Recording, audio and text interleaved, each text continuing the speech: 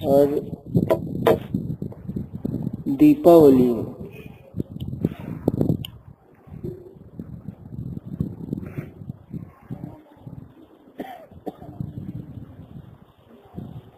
भारत एक ऐसा देश है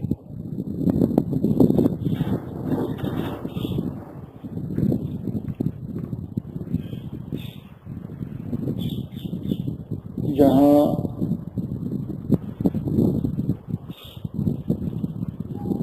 इतने त्योहार होते हैं। पूरे विश्व में जितने भी राष्ट्र हैं कहीं इतने पर्व नहीं होते और हर पर्व कोई न कोई संदेश देता है। हर पर्व के पीछे कुछ न कुछ उद्देश्य होता है।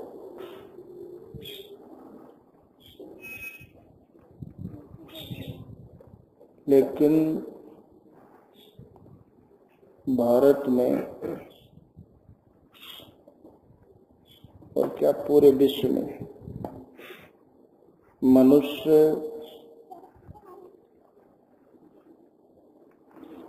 उन पर्वों के मूल उद्देश्य से हटके बहुत दूर। आज जितने भी पर्व हैं वो केवल मनोरंजन तक ही सीमित रह गए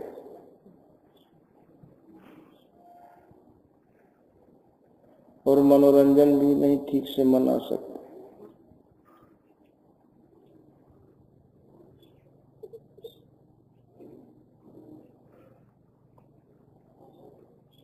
आज पता नहीं कोई एक अच्छे गायक का निधन हो गया, उनके घर में दुख होगा। कितने घरों में दुख होगा कोई जरूरी नहीं।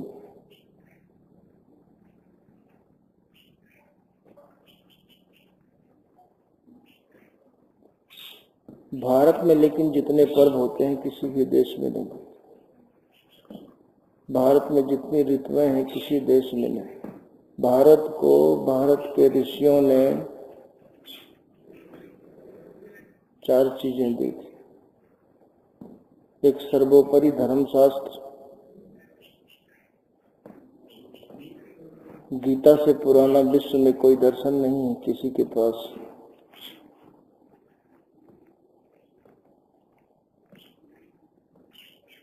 तो ये तो अभी नजदीक का है, लेकिन गीता में जो ज्ञान है, जो उपदेश है, ये उपदेश सबसे पहले भगवान ने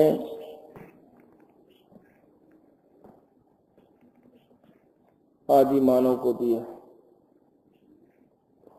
भगवान कृष्ण ने गीता में कहा है कि अर्जुन, मैंने सर्वप्रथम इस ज्ञान को सूर्य के प्रति कहा। सूर्य ने अपने पुत्र मनु से कहा, मनु ने अपने पुत्र इक्ष्वाकु से कहा।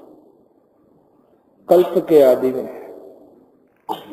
अर्जुन वही ज्ञान, कौन सा ज्ञान जो मैंने कल्प के आदि में कहा, वही ज्ञान मैं तुम्हारे प्रति कह रहा हूं, क्योंकि तू मेरा अनन्य भक्त है, प्रिय से,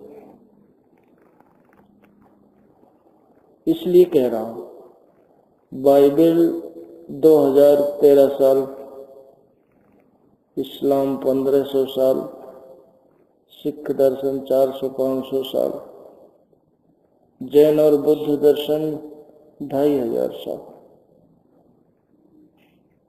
लेकिन इन्होंने सबने परमात्मा का ही संदेश दिया है, ऐसा नहीं। जिसने भी परमात्मा का संदेश दिया, बस दुर्भाग्य ये है कि उनके नाम से एक संप्रदाय बन गया। लेकिन जिस महापुरुष के नाम से संप्रदाय बना, उस महापुरुष ने किसी संप्रदाय में रह के भगवान को नहीं पाया, उसके बाद संप्रदाय बना। हर महापुरुष के पीछे। लेकिन हमारी संस्कृति को हजारों साल से नष्ट करने का प्रयास होता रहा। पहला दिया उन्होंने सर्वोपरि धर्मशास्त्र, फिर दूसरा दिया सर्वोपरि भूमंडल, तीसरा दिया सर्वोपरि संस्कृति, जहाँ की संस्कृति के विश्व के लोग तारीफ करते थे।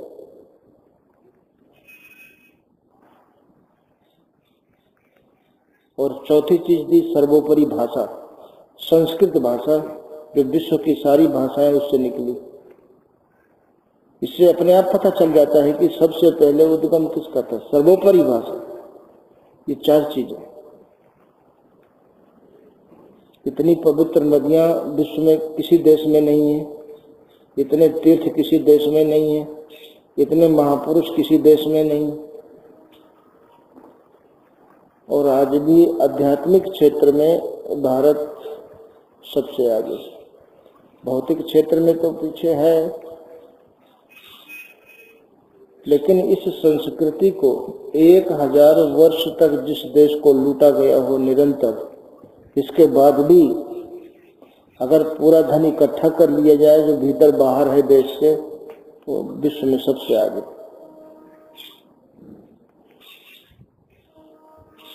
1000 साल तक भारत को निरंतर 1000 वर्ष तक उसकी संस्कृति को लगातार नष्ट किया गया, लेकिन बची खुची हालत में भी आज वो सबसे आगे। शुरू में कहते थे गीता मत पढ़ो, नहीं तो लड़का सन्यासी हो जाएगा। मतलब पढ़ो मत, अपने धर्म शास्त्रों से दूर रहो। अब गीता न पढ़ें, अब बात रामायण की आ गई, फिर शास्त्र की आ गई। शास्त्र का कोई एक शब्द दोहरा दे, ऐसा षड्यंत्र किया गया कि शास्त्र पढ़ने का अधिकार केवल एक को। ऐसा नहीं कि उनकी बुद्धि नहीं है, उनको सिखाया गया। शास्त्र का एक शब्द कोई पढ़ ले, दोहरा दे, तो कान में शीशा गर्म करके फिर डाल दो। पढ़ने का अधिकार नहीं।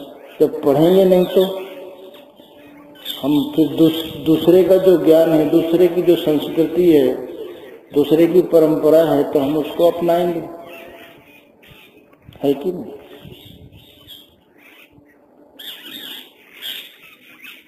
महाभारत घर में मत रखो, नहीं तो झगड़ा हो जाएगा। क्योंकि रखेंगे, कुछ ना कुछ बहाना हम बनाएंगे।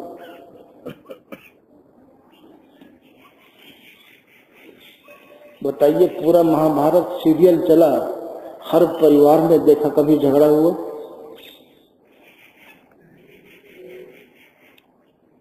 अब बची रामायण, तो बोले रामायण में अब क्या किया जाए? बोले राम अन्यायी थे। अब कुछ न कुछ तो हम कहेंगे। उन्होंने शूद्र को मार डाला। फिर बाद में आया महाभारत काल, बोले वो बहुत भेदभाव रखते थे, एकलव्य को शिक्षा नहीं दिया। तो क्या उस पूरे महाभारत काल में एक ही अस्पृश्य था क्या? कुछ न कुछ तो सोचते नहीं, कुछ न कुछ तो कारण रहा होगा। हमारे पास बात आई तो हमने कहा कि भाई, भगवान राम 1000 वर्ष तक शासन किया, और 1000 वर्ष के शासन काल में एक हरिजन की हत्या हो गई। लेकिन उसके बाद जितने भी भारत में शासक हुए, कोई ऐसा शासक हुआ जिसके शासन काल में किसी हरिजन की हत्या न हुई हो? जो आज हरिजनों के हिमायती बनते हैं, बेचारे गरीबों के, गरीब तो गरीब है, लेकिन उन गरीबों के नाम से वो अरबपति हो गए। उनकी तो गरीबी दूर हो गई। गरीबों का नाम लेके कोई ऐसा आज तक नहीं हुआ कोई कि जितने जो बनते हैं कि हम हरिजनों के हितैषी हैं, हिमायती हैं, बताइए उनका विकास हुआ।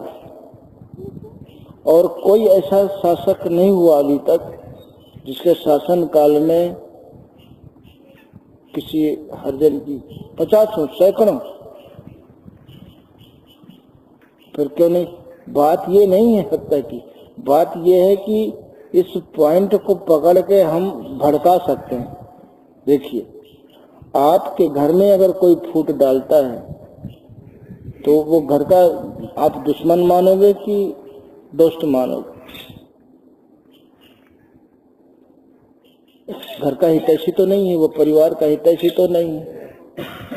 और अगर समाज में या देश में कोई फूट डालता है तो वो समाज और देश का हितैषी माना जाएगा क्या? तो फिर यही तो, हम एक मनु एक आदम की संतान है। हमारा नाम आदमी, हमें आदमी क्यों कहते हैं? आदम से पैदा हुए इसलिए आदमी कहते हैं, मनु से पैदा हुए इसलिए मनुष्य कहते हैं, मनुज कहते हैं। एक, अब बताइए मनु की आदम की क्या जाति? तो ये जातियों में समेटने वाले, परंपराओं में समेटने वाले, क्या ये मनुष्य जाति की हितैषी हैं क्या? परमात्मा की क्या जाति है बताओ? जो परमात्मा की जाति है वही आप सबकी, उसी के अंश हैं। ईश्वर अंश जीव अविनाशी है कि नहीं? तो यहाँ कुरीतियों में फंसाया गया, असली वास्तविकता से मनुष्य को दूर रखा गया।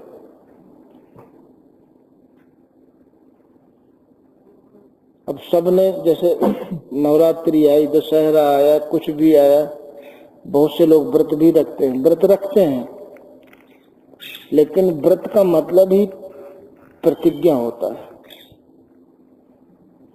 संकल्प।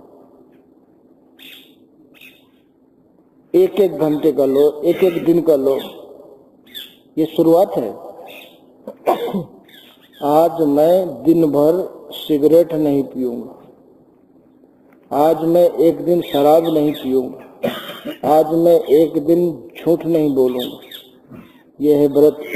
हम व्रत रहते हैं। भीष्म ने व्रत लिया था, ब्रह्मचर्य व्रत की प्रतिज्ञा, ये व्रत है। और इस व्रत से हमारा अंतःकरण निर्मल होता है,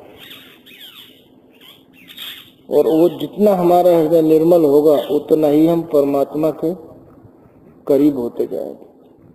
कोई जरूरी थोड़े है परमात्मा के करीब, लेकिन आप किसी के भी करीब हो जाओ। जैसे आज दीपावली है, सबने लक्ष्मी की पूजा किया कि नहीं किया? सब करेंगे? नहीं, सब करेंगे। और किसी की पूजा श्रद्धा से करें चाहे न करें, लेकिन लक्ष्मी की जरूर करेंगे। भगवान राम जब से अयोध्या आए लौट के, तब से आज तक दीपावली मनाई जा रही है, और तब से आज तक बताइए कितने गरीब लोग हैं, वो सभी गरीब के गरीब। वहां लक्ष्मी पहुंची ही नहीं, काहे नहीं पहुंची? सब श्रद्धा से पूजा करते हैं। इसलिए महापुरुषों ने कहा कि जहीं पर कृपा राम की होई तहीं पर कृपा करे सब कोई। हनुमान जी ने सीता जी को एक गिलास पानी का भी नहीं पिलाया, एक दिन सेवा नहीं। लंका में गए, प्रथम दर्शन में ही माँ सीता ने उनको आशीर्वाद की झड़ी लगाई। जब उनको पता चला कि ये भगवान के सेवक हैं, तो कहा अजर अमर गुण निधि सुत हो, करें सदा रघुनायक छो। अजर अमर गुण निधि, और भगवान सदैव तुम्हारे ऊपर करें सदा रघुनायक छो। भगवान की हमेशा छत्र छाया बनी रहे। अष्ट सिद्ध नवनिधि के दाता असबर दीन जानकी। हाँ, कभी सेवा नहीं, ऑटोमेटिक रिद्धि मिल गई, सिद्धि मिल गई, बल बुद्धि विद्या देने का अधिकार मिल गया। बल बुद्धि विद्या देव मोहि हरहु कलेश विकार, दुखों का हरण करने की क्षमता आ गई, सब कुछ आ गया। लेकिन कभी सेवा में, सुमिरन में इतना सुमिरन किया, दो चीज, सेवा और सुमिरन। हमारे कल्याण के दो साधन हैं, और इन दोनों साधनों की तरफ महापुरुषों का पूरा ध्यान था। इसलिए चाहे शादी हो, चाहे अब लड़का पैदा होता है तो पैदा होते ही जो बड़े लोग हैं वो सोने की सलाई से उसमें शहद डुबो के ओम लिखते हैं जीभ में सबसे पहले। गरीब लोग अपना नई सीख होती है उसमें डुबा के, मतलब, लेकिन जिंदगी भर उसे ओम कहने का अंत में कहेंगे, जब कंधे पे रखेंगे ना तब बोलेंगे राम राम सत्य है। बताओ किसको सुना रहे हो? लड़कों ने तो आपको समझ ही नहीं दिया कि पापा अब तो हम सब संभाल लेंगे, अब आपकी उम्र है राम के बारे में जानने की। कभी कहा? जब कंधे में रख लेंगे तो कहेंगे राम राम सत्य है। अभी तक तो हम सब झूठ में लगे रहे, सत्य यही है। अब फूकने के बाद फिर झूठ में लग जाएंगे, कहते जाएंगे रास्ते रास्ते राम राम सत्य है, फिर झूठ में काहे लगते हो कि सत्य में ही लगो।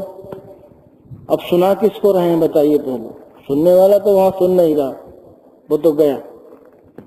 किसको सुना रहे हैं? हम लोग सुने और लोग सुने राम राम सत्य है। और ऐसा नहीं कि यही विदा हुई है, सबकी यही गत्य है, ये भी कहते जाते हैं राम राम सत्य है, सबकी यही गत्य है, राम राम सत्य। और सबकी यही गत्य है, मतलब जितनी भीड़ जा रही है सबको कंधों पे, लेकिन लौटने के बाद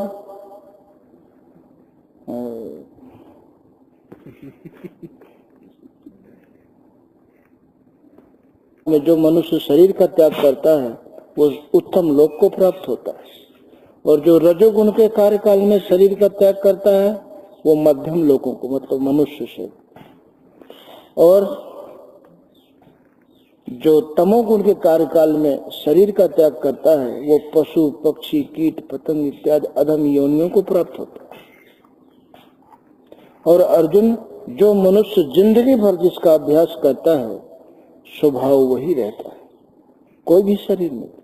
तो तमोगुण का जिंदगी भर अभ्यास किया, बात बात में गुस्सा करना, बात बात में झूठ बोलना,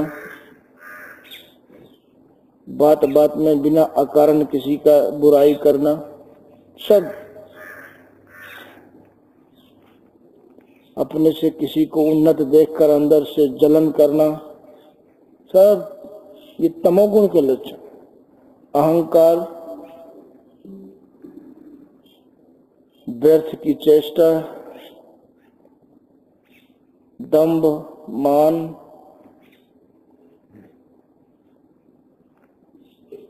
युद्ध की भावना, रजोगुण।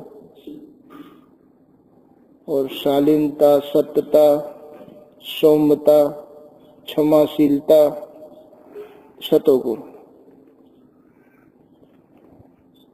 आस्तिक भाव। और इस कार्यकाल में जो शरीर त्यागता है उत्तम लोगों को, ये देखिए हैं तो सब ये ऋषियों की संतान, चाहे वो देवता हो। अब आप लोगों ने देवी की पूजा किया, व्रत भी रखा, लेकिन अन्न नहीं खाया, मीठा खाया। अब उसमें गाय की हड्डी, सुअर की हड्डी, बैल की हड्डी, गधा की हड्डी, सारे हड्डियों का पाउडर, उसी रस से गुड़ बनता है। गन्ने के रस से ही तो गुड़ बनता है, वो काला क्यों होता है? और उसमें कुंटलों कुंटलों जो सूढ़ियां होती हैं गन्ने की, जिससे वो लाल रंग का हो जाता है, कुंटलों पिल जाती हैं उसी में, उनका अर्क तो आता है। तो मांस मिला कि नहीं मिला? मिलता है कि नहीं? और हड्डियों का पाउडर भी मिल गया, मांस भी मिल गया, इल्लियों का, उन सूढ़ियों का। और मीठा खाएंगे, चाहे कोई अपने को जैनी कहता हो, चाहे कुछ कहता हो, तो कहते हैं हम जमीन के अंदर का नहीं खाएंगे, लेकिन हल्दी डाल के जरूर, बिना हल्दी के खाएंगे नहीं, वो भी तो जमीन में होती। तो इस प्रकार की कुरीतियों में फंसाया जाता है समाज को। वास्तविकता हमें रास्ता वो देना है। देखिए, जो कुशल अच्छा डॉक्टर होता है वो देखता है कि इस रोग का कारण क्या है। मनुष्य कोई दुख नहीं चाहता है, आप लोग कोई दुख चाहते हो, लेकिन दुखों का कारण क्या है? संसार के विचार, विषयों के विचार। हमारे मन में वो विचार ना उठे, हमें एक रास्ता चाहिए, साधन चाहिए, ईश्वर का चिंतन चाहिए, उसकी विधि चाहिए। अब चिड़िया, तमोगुण में जो शरीर छोड़ा वो पशु पक्षी बना, वो घोंसला बना लेगा, मक्खी बताइए, जिनको आप समाज में अछूत मानते, छूते नहीं थे, छाया नहीं पड़ने देते, उनकी भी गंदगी में बैठी मक्खी हमारे ठाकुर जी के ऊपर बैठ गई, भोजन में गिर गई। घी पका रहे हैं, दूध दूह रहे हैं, भोजन में दूध में गिर गई। घी पकाते समय जिनके घी दूध होता था पहले, उनसे पूछो, पहले उनमें झींगुर भी पक जाते, मक्खी भी पक जाती, जाने कितनी। चुपचाप निकाल के छान छून के आप रख देते, रखते कि नहीं रखते?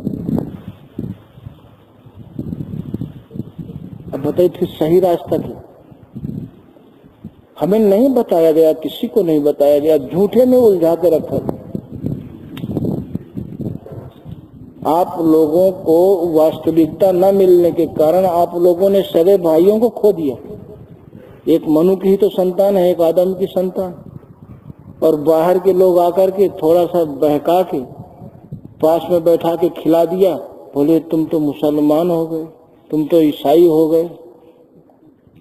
इन भले आदमियों से पूछो कि भाई ये कपड़ा बदलने से, बाल छोटे बड़े करने से, खाना पीना बदलने से क्या हम दुखों से छुटकारा पा जाएंगे? पूछिए किसी से, ईसाई से पूछिए, मुसलमान से पूछिए, सिखों से पूछिए, जैन से पूछिए, बौद्धिस्टों से पूछिए, हिंदुओं से पूछिए कि अगर हम आपका रहन सहन अपना लेंगे तो क्या दुखों से छुटकारा मिल जाएगा? हमारा सबका उद्देश्य है सुख और शांति। दुख और अशांति हमारा किसी का उद्देश्य नहीं है किसी का। लेकिन जिंदगी भर जो आपने भाग दौड़ करके पाया है, उसमें से एक वस्तु ऐसी नहीं है जो आपको दुख से बचा ले, आपकी आत्मा को नरक में जाने से, पक्षी योनि में जाने से बचा ले। है जो कमाया उसका एक दिन नष्ट होना निश्चित है, और जब नष्ट होगा आपको खुशी होगी। तो क्या परमात्मा ने कभी कहा कि आप रोने का सामान जुटाओ?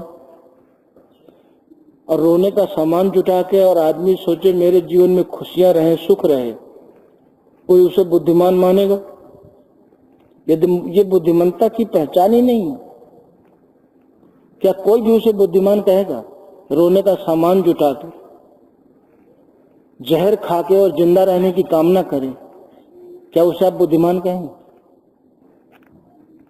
रोने का सामान जुटा के और सुख की उम्मीद करें, क्या हमें कोई बुद्धिमान कहेगा? फिर हमें मिलेगा क्या?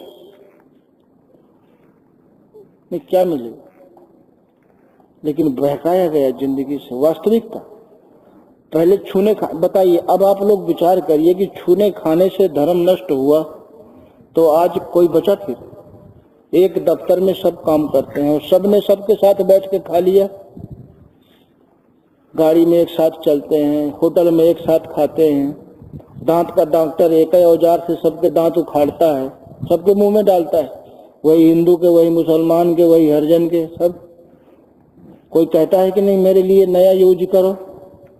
कहता? तो एक का मुंह में निकाल के दूसरे के मुंह में डाल दिया। बुखार नापो तो एक का थर्मामीटर निकाल के दूसरे के मुंह में डाल दिया, फिर भी धर्म सुरक्षित है। तब भी आप पंडित, उस समय बगल में खा लिया तो फिर नष्ट हो गया धर्म। बताइए अब आज कैसे धर्म नष्ट नहीं हो रहा? वो कुरीति थी ना, तो नष्ट तो नहीं हुआ ना। वो तो हिंदू के हिंदू है शुद्ध। हम क्यों मान रहे हैं कि ये मुसलमान है, ये ईसाई है, ये बुद्ध है, ये जैन है? किस लिए? नहीं, किस लिए मान रहे हैं? किसी ब्लड बैंक में, किसी बोतल में नहीं लिखा ये मुसलमान का खून है, उसने तो गाय भैंसा खूब खाया, गरीब ने भी खाया जो कुछ उसके था, रिक्शा वालों ने भी खाया। किसी अमीर का ब्लड बैंक में खून नहीं है, सब गरीबों का। अब खून खून में मिल गया, फिर भी धर्म नष्ट नहीं हुआ क्या?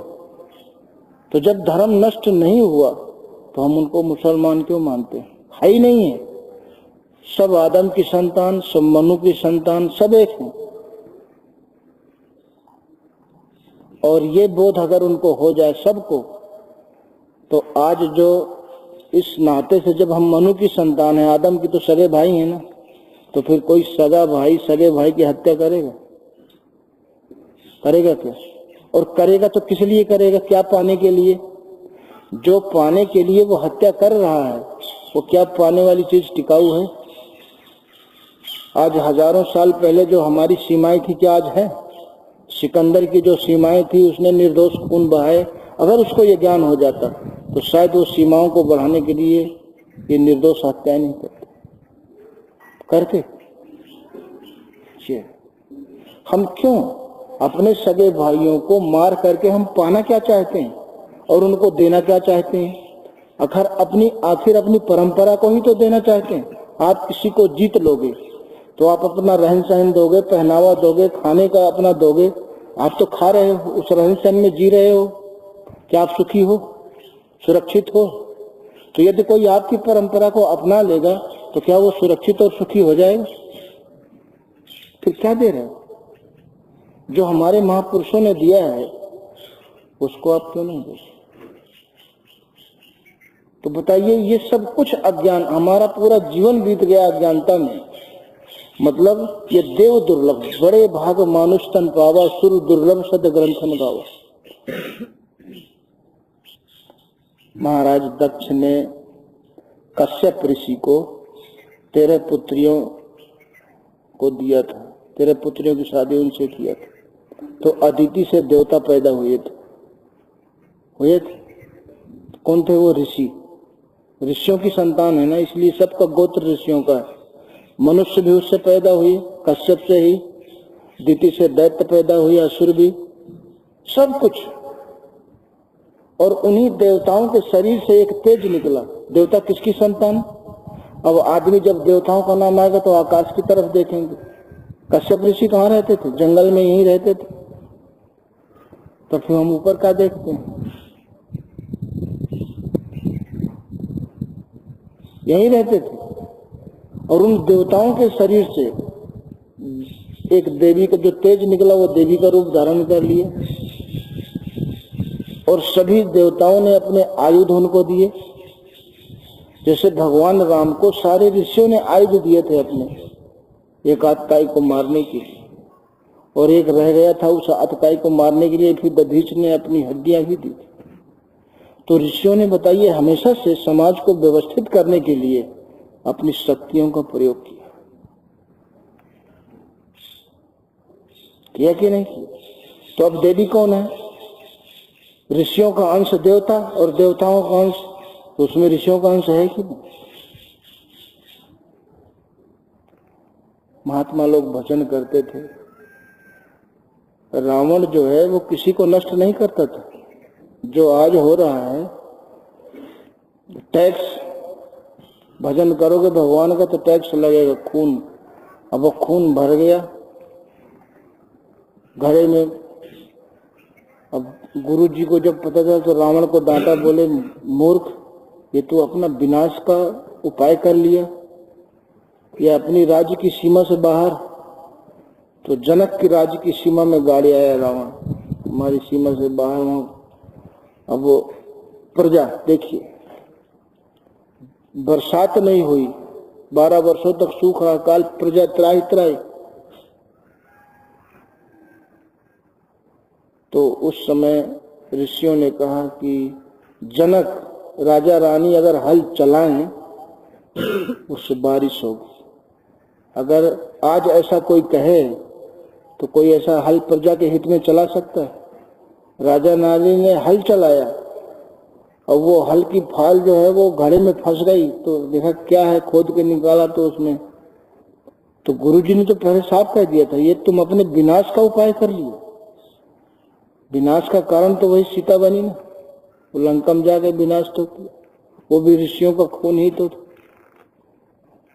जिसको आप माँ कहते हो, शक्ति कहते हो, जगदम्बा कहते हो, शक्ति का अवतार क्या है? ऋषियों का। इनसे बाहर कहीं कोई सृष्टि हुई ही नहीं। आज भी आप लोग बता दीजिए, सुख और शांति आप चाहते हैं, दुख और अशांति किसी का उद्देश्य नहीं है। आप बताओ किसको अपना आदर्श मानोगे, जिसे आदर्श मानकर आप दुखों से छुटकारा पा सकते हो, सुख शांति पा सकते ऋषियों को छोड़कर कोई है? किसी का नाम लो, राष्ट्रपति, प्रधानमंत्री, किसी का, उनको अपना आदर्श मानकर है कोई मनुष्य, चाहे वो परिवार का प्रतिनिधि हो, चाहे समाज का, चाहे देश का, अपने परिवार में, समाज में, देश में कोई समस्या नहीं चाहता। लेकिन इनके पास, किसी के पास सिद्धांत नहीं है जो अपने देश को, अपने परिवार को, समाज को समस्या मुक्त, भय मुक्त और सुरक्षित जीवन दे सके। है? अगर होता तो सब सुरक्षित होते, भयमुक्त होते कि नहीं, सुख शांति से जीते होते। पता नहीं, एक चीज नहीं समझ में आती कि परिवार में 5 सदस्य होते हैं, आपके घर में 5 सदस्य हैं, तो क्या 5 को सुख शांति आप दे पा रहे हैं? तो जब 5 आदमी को हम सुख शांति नहीं दे सकते, तो हमारा पूरे देश में, पूरे विश्व में अगर साम्राज्य हो जाए तो हम उनको क्या दे पाएंगे? दुख अशांति में तो सब जी रहे हैं। हमारा उद्देश्य है सुख और शांति।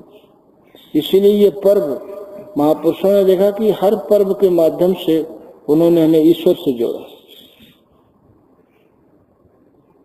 बाहर तो देखिए, जब पुष्पक विमान मन की गति से चलता था तो विजयदशमी को विजय हो गई, और वहां भरत एक दिन पहाड़ की तरह जा रहा, और विजयदशमी से अब कितने दिन हो गए? अब राम अयोध्या पहुंचे तो खुशी में दीपक जल गए।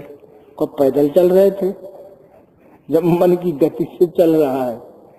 तो मतलब घटनाओं के माध्यम से हमारे, जैसे अब शादी होती है या कोई बच्चा पैदा होता है, तो ऋग्वेद के जो पुरुष सूक्त के 20 मंत्र हैं, उनको हमेशा, चाहे वो जन्म हो, चाहे किसी की मृत्यु हो, पुरुष सूक्त के जो नारायण सूक्त है, नारायण ऋषि के द्वारा, वो परमात्मा से जोड़ने की उसमें सारी विधियां हैं कि सहस शीर्षा पुरुषा सहक शास्त्रो सा भूम विश्वात दत्तावर्तिष्ठ दशांगुलम। वो परमात्मा 1000 हाथ पैर वाला है, सब तरफ व्याप्त है, उसी की पूजा करो। गायत्री भी उसी को प्राप्त करने का मंत्र है, परमात्मा को ही। लेकिन हम गायत्री के नाम से एक मंदिर बना लिए, एक मूर्ति बना ली। ओम भूर्भुवः स्वः, पृथ्वी पाताल आकाश, स्वर्ग नरक पाताल, ओम नाम से तीनों लोकों में व्याप्त, भूर्भुवः स्वः, सूर्य की तरह प्रकाशवान, सवितुर्वरेण्यम भर्गो देवस, हे प्रकाशमान परमात्मा, इस सृष्टि में आप ही वर्ण करने योग्य, और कोई है नहीं, परमात्मा के अलावा कोई है? तो भर्गो देवस धीमहि धियो यो नः प्रचोदयात्, मेरी बुद्धि में आप ऐसी प्रेरणा करो कि मैं आपको प्राप्त हो जाऊं, आपके सिवाय मेरे मन में और कोई चिंतन न रहे।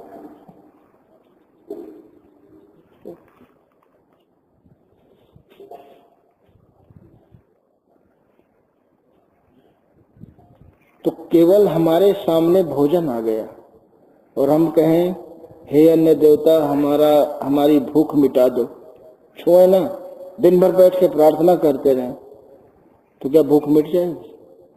तो प्रार्थना करो और प्रार्थना के अनुरूप चेष्टा भी करो, तो आपकी प्रार्थना फलीभूत होगी। हे भगवान मुझे ताकतवर बना दो, बलवान बना दो, फिर संयम से रहो, ब्रह्मचर्य से रहो, घी दूध का पौष्टिक चीजों का सेवन करो, बन जाओ। हे प्रभु मेरे जीवन को दुख मुक्त कर दो, और ऐसा कह के फिर वो काम मत करो, अपने मन में वो विचार मत लाओ जिससे दुख का निर्माण होता है, फिर इसमें आपको सहयोग मिलेगा भगवान का। और आप सोचते रहो कि मेरा लड़का IAS हो जाए, और घर में बैठाए रहो, बन जाए, सोचने से बन जाएगा। हे प्रभु मेरे लड़के को IAS बना दो, बन जाएगा। उस प्रकार हमें प्रयास करना पड़ेगा कि नहीं करना पड़ेगा? जैसा आप प्रार्थना करते हो जिंदगी भर हो गया, बचपन से शुरू किया प्रार्थना, शंकर जी की आरती, विषय विकार मिटाओ पाप हरो देवा, तक बढ़ी क्या? क्यों नहीं बढ़ी? प्रार्थना का क्या मतलब? फिर वैसे ही हम काम करें, जैसे हम प्रार्थना करते हैं वैसा ही। निश्चित रूप से उस प्रार्थना में आपको परमात्मा की तरफ से फिर सहयोग मिलना शुरू हो जाए। अब भगवान भी देखता है कि देखो ये कितना लंबा झूठ बोलते हैं। घर में माता पिता रिश्तेदार सब कुछ बने हैं और फिर यहाँ प्रार्थना क्या करें, तुम भी नहीं और न दूजा। और जहाँ ये आरती खत्म हुई तो फिर बगल में जय गणेश जय गणेश जय गणेश। अभी क्या कहा? तुम भी नहीं और न दूजा। कहा कि नहीं कहा? तुम्हारे सिवा दूसरा कोई है ही नहीं है। फिर दूसरा कहाँ से आ गया? फिर जब वो खत्म हो गया तो जय हनुमान ज्ञान गुण सागर। कितने हम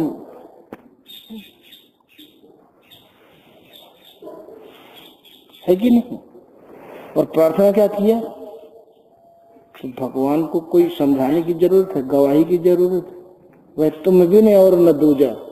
घर में पूरा परिवार बैठा है, कहते हैं दूजा नहीं, कुछ नहीं है, बस हम हैं और आप।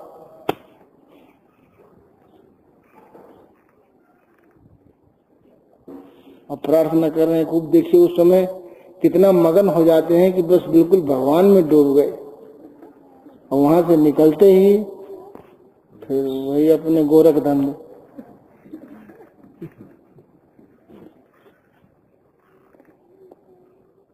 इसलिए दीपावली का ही दिन था।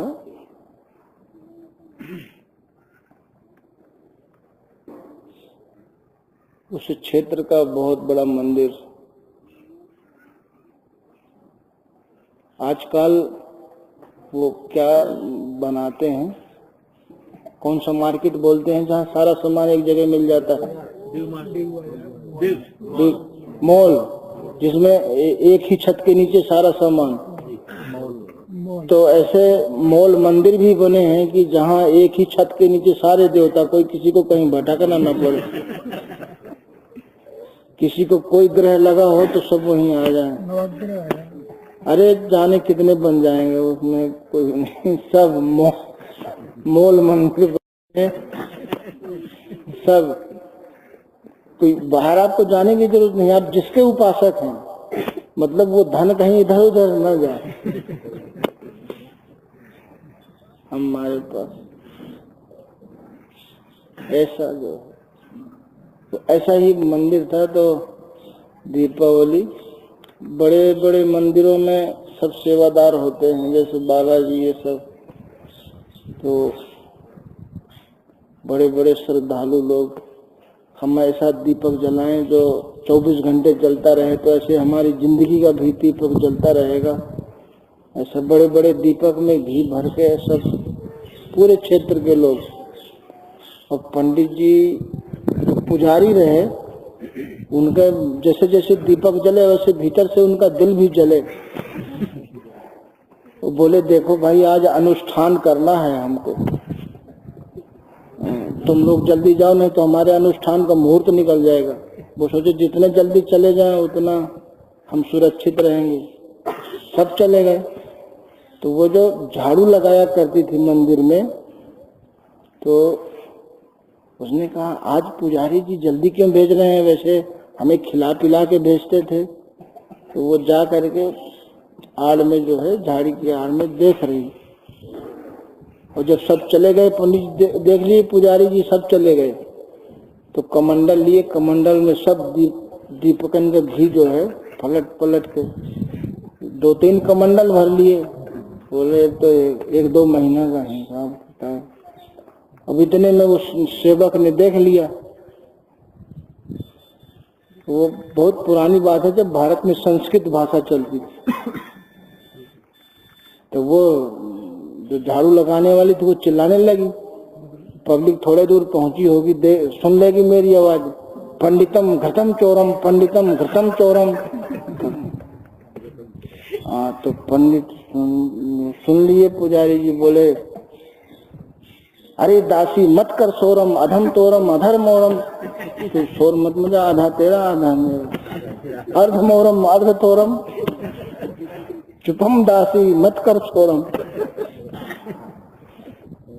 हे तू हल्ला मत कर, चुप, आधा तेरा, तू कहां से देख लिया, दुख हो गया। तो वैसे तो दिवाली हो जाती।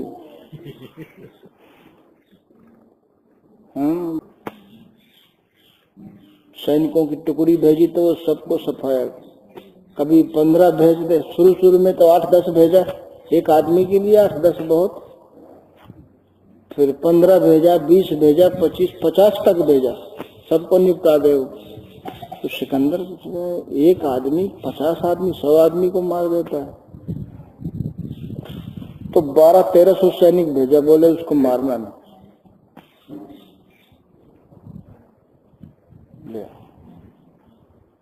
बोले कुछ भी हो मारना नहीं, कुछ मरे लेकिन पकड़ ले आए। बादशाह का हुक्म था ना। जब आया बांध के ले आए तो बोले क्या नाम है तुम्हारा, नाम क्या है? संजोग से उसका भी नाम सिकंदर है था।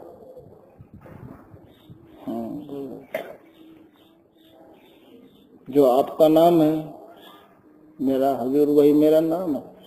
बोले तुम करते क्या हो? बोले तो तुम करते हो वही मैं करता हूँ। पागल है क्या ये? बोले मैं तो बादशाह हूँ। बोले बस इतने अंतर है,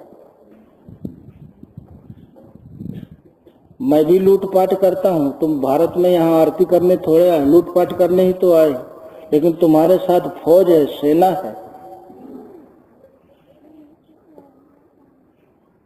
तुम्हारे पास फौज है, सेना है। तुम्हें राजा कहते हैं, मेरे पास फौज और सेना नहीं, ताकत नहीं, मुझे डाकू कहते हैं। बस इतना अंतर है। लूटपाट तुम भी कर रहे हो, मैं भी कर रहा हूँ। मेरे पास ताकत नहीं है तो मुझे डाकू लोग कह देते हैं। इतने अंतर है ना। अब बताइए, एक गरीब आदमी अपने परिवार का पालन करने के लिए कोई गाड़ी लेता है, कोई काम शुरू करता है, काम नहीं करने पाता। कोई विभाग ऐसा है जिसमें लूटपाट नहीं होती। जो लूटपाट करने वाले लोग हैं, जिनको आप डाकू कहते हैं, चाहे वो शहर में हो, किसी की धरपकड़ करे, चाहे जंगल में करे, और उसको आप किसी भी प्रकार का संरक्षण दो, मदद करो, तो कानून आपको सजा देने में छोड़ेगा? अपराधी मानेगा कि नहीं मानेगा? मानता है कि नहीं? लेकिन जो ये रात दिन लूटपाट कर रहे हैं और हिस्सा लेने वाले हिस्सा भी ले रहे हैं, हर प्रकार से उनका संरक्षण भी कर रहे हैं, तो क्या वो अपराधी नहीं है? तो सिकंदर ने क्या गलत कहा? वो डाकू ने क्या गलत क्या कहा कि तुम्हारे पास ताकत है इसलिए तुम्हें सरकार कहते हैं, राजा कहते हैं। मेरे पास ताकत नहीं इसलिए मुझे लोग डाकू कहते हैं। अंतर क्या है? जिसके पास ताकत है जो सरकार कहते हैं, राजा कहते हैं, और जिसके पास ताकत नहीं है उसको डाकू कह देते हैं। रात दिन जो लूटपाट कर रहे हैं कि नहीं, हिस्सा भी पहुंचा रहे हैं, उनको तनख्वाह भी मिल रही है, संरक्षण भी मिल रहा है, मैस भी चलता है, भोजन भी मिल रहा है। आप किसी डाकू को भोजन दे के देख लो, उससे हिस्सा न लो, खाली भोजन करके किसी तरह की मदद करके देख लो, अपराधी माने जाए। सह आरोपी है, सह आरोपी की धारा लग जाए। ये सन 1835 में ब्रिटिश पार्लियामेंट में मैकाले ने कहा था कि मैं भारत में बहुत घूमा, उसका गहन अध्ययन किया, लेकिन मुझे एक भी चोर, एक भी भिखारी नहीं मिला। 1835 में भारत में एक भी चोर और भिखारी नहीं थे। अब ये उसके बाद जो बने वो किसकी देन है? हमारे व्यवस्था की देन है कि नहीं? और भारत को जीतना असंभव है, क्योंकि उसकी रीढ़ बहुत मजबूत है।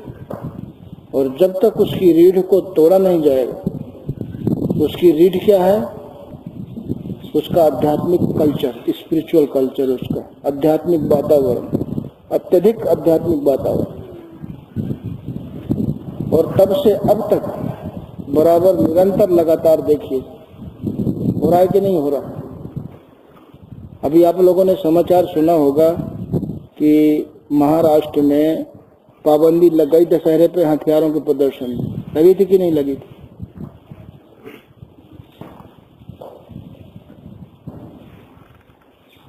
नहीं कर सकते हैं प्रदर्शन, लेकिन ताजिया में करेंगे, नहीं रोक लगेगी? लगेगी? सिख लोग अपने पर्वों में करेंगे, नहीं लगेगी? आजकल देखो, खाली कहते हैं, नहीं कहते?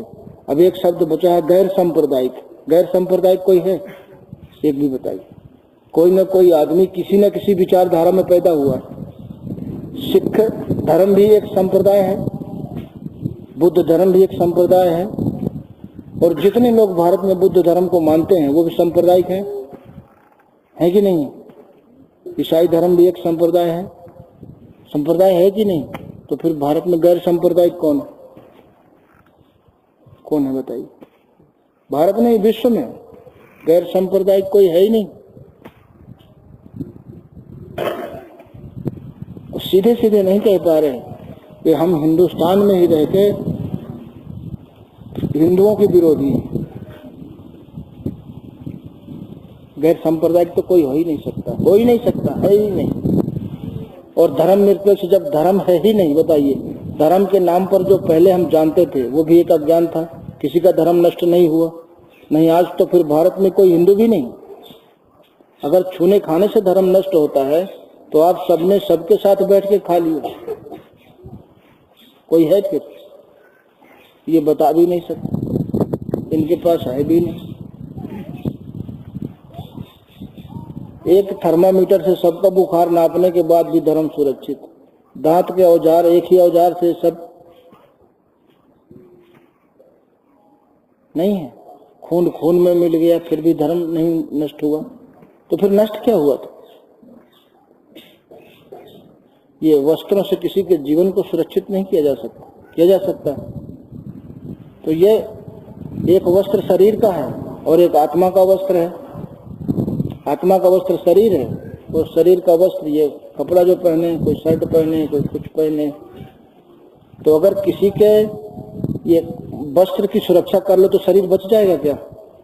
अगर किसी का शरीर बचा तो आत्मा तो तब भी दूसरे शरीर में जाएगी।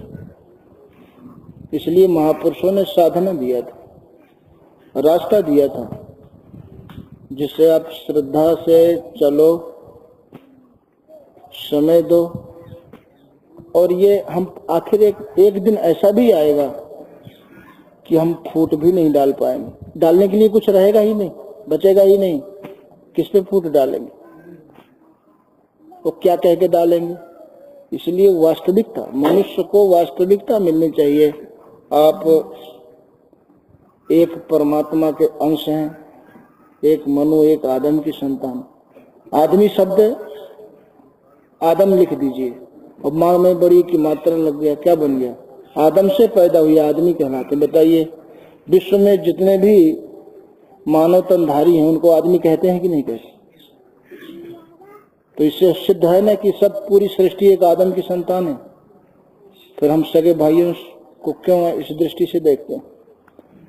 भगवान राम का कुछ उद्देश्य तो रहा होगा, जिनके नाम पे आज पर्व मना रहे हैं, कि उन्होंने 14 साल तक जनजातियों के बीच में निवास क्यों किया। केवट जो उस समय की व्यवस्था के अनुसार अस्पृश्य माना जाता था, अपने महल के दरवाजे क्यों खोले?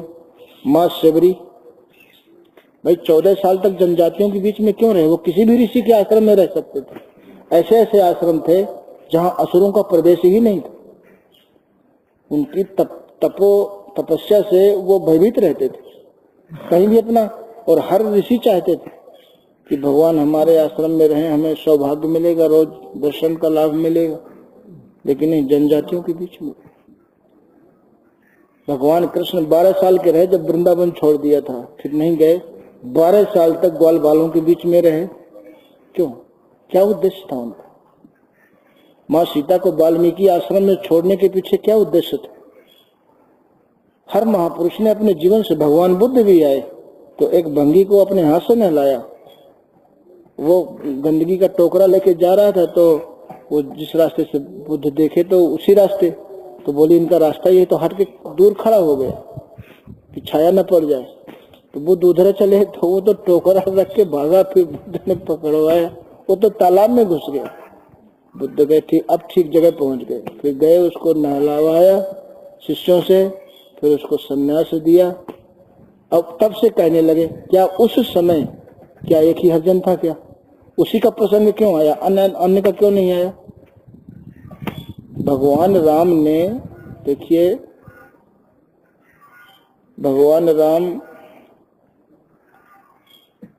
हनुमान जी आदिवासियों के वातावरण में पैदा हुए थे, जंगल में पैदा हुए थे। स्वयं उन्होंने अपना परिचय दिया, कहा तात में कौन कुलीना, कोई कुलीन नहीं था। कपि चंचल सब वहीं विधिहीना, यहाँ छूने से तो नहाना पड़ता है। कहते हैं कि हमारा नाम कोई ले ले, उस दिन दिन भर भोजन न मिले उसे, प्रात नाम जो ले हमारा तादिन ताहि न मिले आहारा। तो ऐसे सेवक को, ऐसे जनजाति को भगवान राम ने अपना सेवक बना के रखा। संदेश तो कुछ देना चाहते थे ना। भगवान बुद्ध ने तो अपने भतीजे को अपनी सेवा में रखा था, आनंद को, किसी जनजाति को नहीं रखा। तो हमारे ऋषियों ने जो संदेश दिया उनके बीच रह के, माँ सीता तो किसी भी आश्रम में रह सकती थी। अत्रि के आश्रम थे, पहले वाल्मीकि का आश्रम पड़ता है, फिर अत्रि का पड़ता है चित्रकूट के पास, और ऐसे तपोधन है। कहे थे कि लेकिन नहीं, वहां रहना। 12 साल तक माँ सीता ने उनकी सेवा किया, उन दोनों बच्चों की वहीं परवरिश हुई।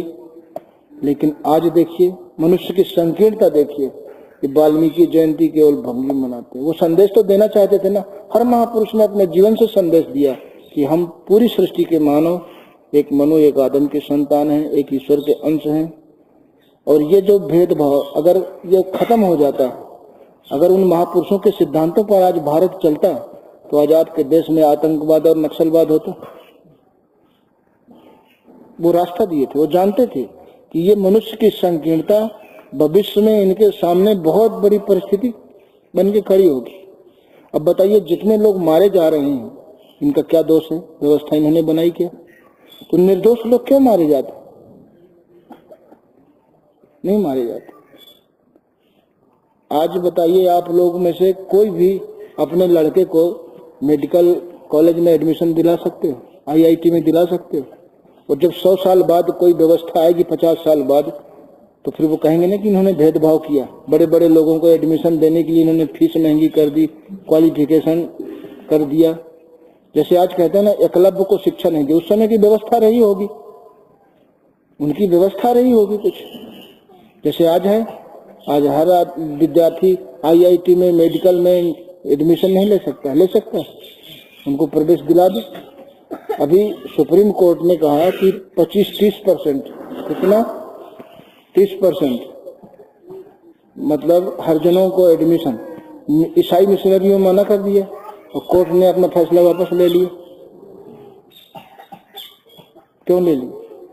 मतलब सब में है तो उसमें नहीं होगा, क्यों नहीं होगा? भाई हर परंपरा जो है, हर परंपरा वाले अपने अनुसार अपना पर्व मना सकते हैं। हिंदुओं पे पाबंदी लगा दो, और फिर सही बात कोई कहे तो कहीं ये लोगों को उकसाने का काम करते हैं, इनको देशद्रोह की परिभाषा ही पता नहीं। पहले जितने भी हमारे भारत के जवान शहीद हुए, वो आज़ादी की मांग करके ही तो शहीद हुए। आज़ादी की मांग करने वाले को देशद्रोही कह के फांसी लगा देते। तो आज सही बात कहो तो उसको देशद्रोही कह देते। क्यों कहा है आपने सही बात? जांच बैठ जाएगी अब कहीं न कहीं किसी से। अरे किसी को 10-20 लाख, 10-5 लाख रुपए दे दो, उससे कुछ भी कहवा दो। बहुत आज तो अपने दुश्मन को धराशायी करने के लिए इससे बड़ा हथियार कुछ नहीं है। हथियार उतना कारगर नहीं है, हथियार तो चूक जाएगा, दाएं बाएं आदमी हो जाएगा, ये तो बिल्कुल सटीक बैठेगा।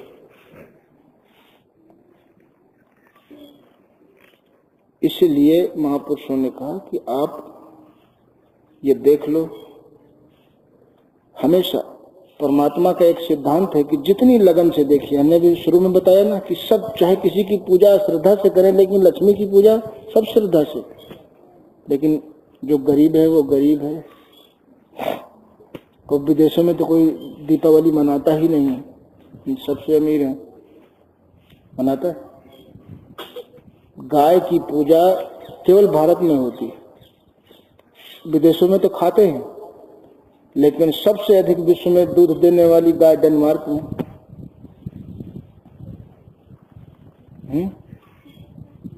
अन्नपूर्णा का मंदिर भारत में, और लेकिन विश्व को खाद्यान्न सप्लाई करने वाला अमेरिका, रूस। अन्य देवता वहां वरदान दे रहे हैं, पूजा हम कर रहे हैं। इसलिए महापुरुषों ने, देखिए आज अगर आपकी कोई बाजार में, शहर में कोई ऐसा व्यक्ति आ जाए, किसी होटल में रुक जाए, बोले मेरे पास ऐसा फार्मूला है कि मैं 15 दिन में आदमी को अरबपति बना सकता हूँ, फीस 10,000 है, कितनी बुकिंग हो जाएगी एक दिन में? इतने दिन में अरबपति। लेकिन ऋषियों ने हमेशा से पूरे विश्व को वो रास्ता दिया, वो सिद्धांत दिया कि 15 दिन में नहीं, आप एक दिन में, एक पल में। भगवान का सिद्धांत है कि जितनी लगन और निष्ठा से मनुष्य दुनिया के काम करता है, उतनी लगन और निष्ठा से मेरा सुमिरन करे, सेवा करे, मैं दुनिया की हर वस्तु बिना मांगे दे दूंगा उसको। शरीर तो हमें छोड़ना ही है, आया है सो जाएगा, राजा रंग फकीर। आपका शरीर यहाँ से छूटा, सीधे दुनिया के सबसे अमीर घर में। फ्री मिला कि नहीं मिला? उसके लिए मेहनत तो नहीं किया मेहनत। आज अंबानी के घर में जो लड़का है वो दुनिया के सबसे कीमती घर में है कि नहीं? एक ईंट नहीं लगाई, मिस्त्री को एक दिन का मजदूरी नहीं दिया। रोल्स रॉयस गाड़ी जहाँ बनती है, उस कंपनी का जो मालिक है, उसके यहाँ जो लड़का पैदा है वो पूरी कंपनी का जन्म से मालिक है कि नहीं? कुछ तो नहीं किया। तो हर चीज फ्री, लेकिन हम उतनी लगन और निष्ठा से लगते नहीं। लक्ष्मी अपने आप मिली कि नहीं मिली? अब हम क्या करते हैं बताइए? आज पूजा करके हम भगवान की तो नहीं पूजा करेंगे ना, लक्ष्मी कहेंगे लक्ष्मी तुम। तो भगवान भी कहते हैं ना, देखो किसी आदमी के पास जाओ, उसकी खूब स्तुति करो, प्रार्थना करो, पूजा करो, और फिर कहो तुम 2 दिन के लिए अपनी पत्नी हमें दे दो। नाराज होगा कि खुश होगा? खूब पूजा करो। तो हम पूजा किए और कहते भगवान, लक्ष्मी तो भगवान की पत्नी है ना, तुम तो वहीं रहो, अपनी पत्नी है दे दो हम। देखो भगत, भगवान कहते हैं जहां मैं रहता हूं वहां मेरी पूरी विभूति रहती। आप बछड़े को कमरे के भीतर कर लो, गाय को 2 डंडा मार के भगा दो, वो घूम फिर के फिर वहीं खड़ी हो जाएगी। हो जाएगी कि नहीं? भगवान को अपने अंदर बैठा लो, फिर देखो लक्ष्मी। कबीर साहब कहे तौन घर चतिहौरे भाई, जहां आवागमन मिट जाई। जा घर लक्ष्मी झाड़ू देते हैं, शंभू करे रखवारी। जा घर ब्रह्मा बने टहलुआ, ब्रह्मा टहल करते हैं, लक्ष्मी झाड़ू देती है। तौन घर चतिहौरे भाई, यही तो है ना।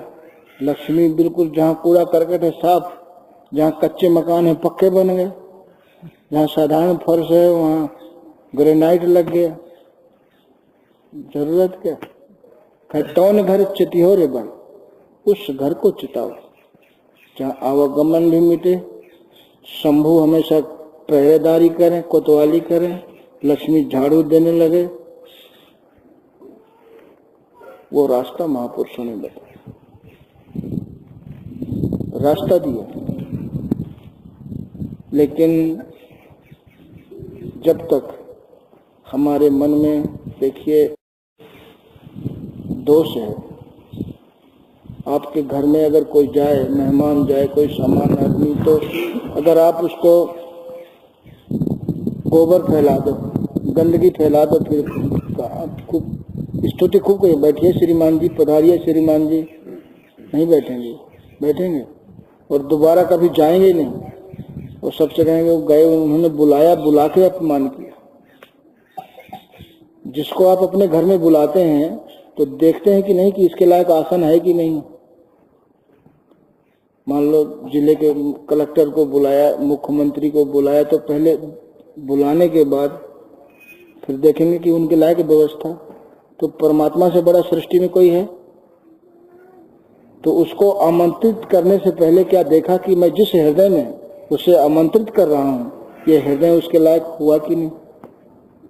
पहले उसकी सफाई करो, सेवा करो, सुमिरन करो, साफ होगा, फिर भगवान राम ने कहा कि कर्म वचन मन मोर गति भजहि सदा निकाम।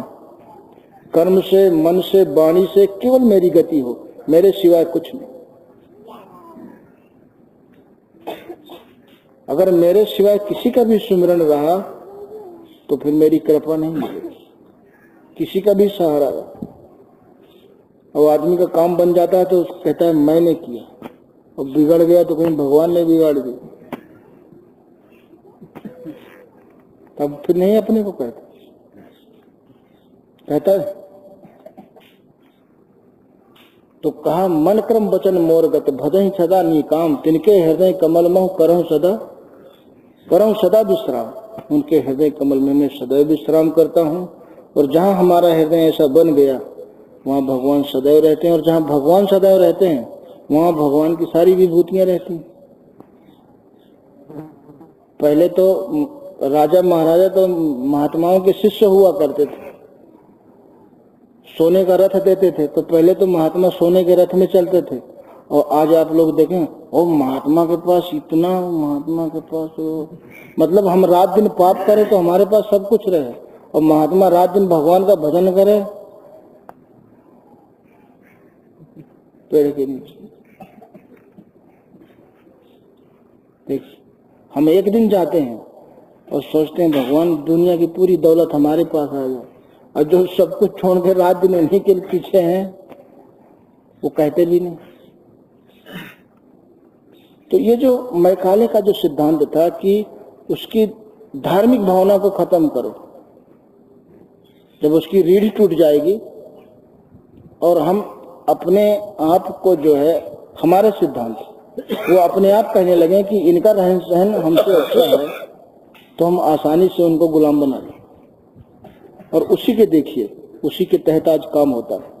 जहां भी कोई धार्मिक घटना आती है उसको कितना लंबा खींचते हैं, महीनों महीनों।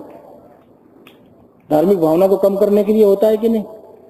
फिर वो कहाँ पैदा हुए, क्या किया, पहले क्या करते थे, फिर क्या होता था। उसके अलावा जितने लोग अपराधों में पकड़े जाते हैं उनकी इतनी छानबीन होती, पहले क्या करते थे, या क्या रहते थे, कहाँ रहते थे, कुछ होता है क्या? क्यों? केवल धार्मिक भावना को हमें खत्म करना है, ये उद्देश्य। एक कहानी हमने सुना था बचपन में। एक विवाहित महिला थी, तो उसका प्रेमी था, तो बोले एक काम करो, दुखी तुम रहते हो तो उसको जहर दे के मार दो, फिर अपना शेष जीवन आराम से बिताएंगे। तो जहर दे के मार दिए, इसी विचार से कि हम अब शेष जीवन सुख शांति से आराम से। तो जब मार के पहुंची तो उन्होंने कहा, अरे जिसके साथ तेरे फेरे पड़े हैं, तो जब उसकी नहीं हुई हमारी कहाँ होगी, भगा दी। अब बताओ, न इधर के रहे न उधर के रहे। तो धन के सम्मान में जिस देश का हमने नमक खाया है और यहाँ खा के नमक और मैकाले का काम करें, तो वो कभी विश्वास करेगा कि जिस देश में ये पैदा हुआ, जिसका नमक खाया, जब उसका नहीं हुआ इससे पहले भी जिन लोगों ने देश के साथ गद्दारी किया, क्या वो चीजें उनके पास हैं? नहीं है ना। तो बताइए, हम जिस देश में पैदा हुए, जहां हमारी परवरिश हुई, हम जब उस देश के नहीं हुए, हर आदमी सोचता है कि नहीं? वो रहें, हम यहाँ काम करें वहां, इससे होगा क्या? नहीं, इससे होगा क्या बताइए? पहले आदमी जिएगा, इस तरह से नहीं जिएगा, दूसरी तरह से जिएगा जैसे सब लोग जी रहे हैं, लेकिन